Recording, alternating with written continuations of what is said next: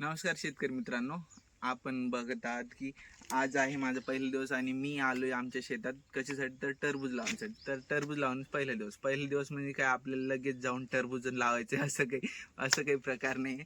पहिला दिवस म्हणजे टरबूज लावणे पहिले आपल्याला शेतात टाकायचे खत म्हणजे भेसळ खताचे 4-5 व्हरायटी असतात. त्याच्यात आपण एक मिक्सिंग करून त्याला भेसळ खत असं म्हणतो.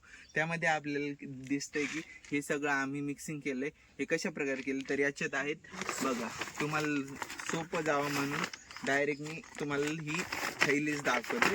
याच्यावर आहे सुपर 16 झिंक बोरॉन म्हणजे सिंगल सुपर फॉस्फेट. हे आहे की हे एकरी 2 बॅगी लागणार आपल्याला.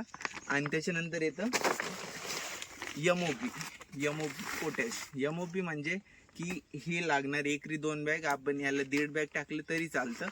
तर याच्यानंतर येते नीम पावडर म्हणजे नीमचं मिश्रण असतं, ते पावडर बनवून टाकावं लागतं. त्याने आपलं टरबूजची व्हरायटी वगैरे चांगल्या प्रकारे टरबूज येतं.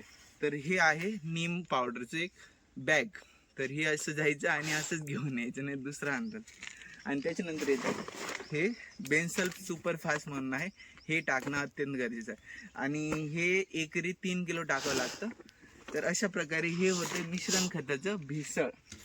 तर असं जो हा खत आपण टाकलाय त्याला चांगल्या प्रकारे असं मिक्स करून घ्यायचं असतं, म्हणजे की आपल्याला त्याला भेसळ खत असं म्हणते. भेसळ म्हणजे पूर्ण खतांचं मिश्रण.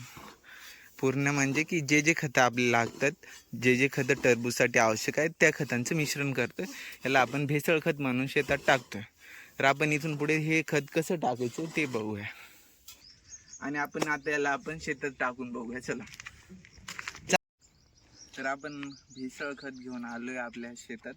इथे आपण ह्या ठिपकाच्या इथून दोन्ही साईड लावणार आहे टरबूज. तर आपल्याला खत कसं टाकायचं आहे की आपल्याला खत असं टाकायचं की ते आपलं कामी आलं पाहिजे. आपण जर खत इथे टाकलं मध्ये सगळं शेतात तर ते आपल्या काही कामी नाही येणार.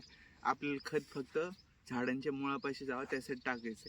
तर आपण काय करणार आहे, असं खत घ्यायचं आणि बस हे इथे वरच्या साईडला टाकायचं आहे खत, जेणेकरून बस टरबूजच्या झाडाला जाईल आणि दुसरीकडे कुठे जाणार. आणि अशा प्रकारे एक चांगलं खत टाकायचं. थोडं पण नाही टाकायचं, कारण एकरी 2-2 गोण्या टाकलेत आपण, ते भरपूर आहेत. तर अशा प्रकारे टाकायचं हे सगळं घ्यायचं आणि असं एवढ्या जागेवर पडायला पाहिजे. जास्त बाहेर पण नाही जायला पाहिजे, जास्त कमी पण नाही व्हायला पाहिजे. एकदम मिडलमध्ये टाकत राहायचं, जेणेकरून ते आपलं खत कामी येईल. अशा प्रकारे आपल्याला पूर्ण शेतामध्ये आज हे सगळं काम करायचं आणि आज आपलं हे एवढं होणार.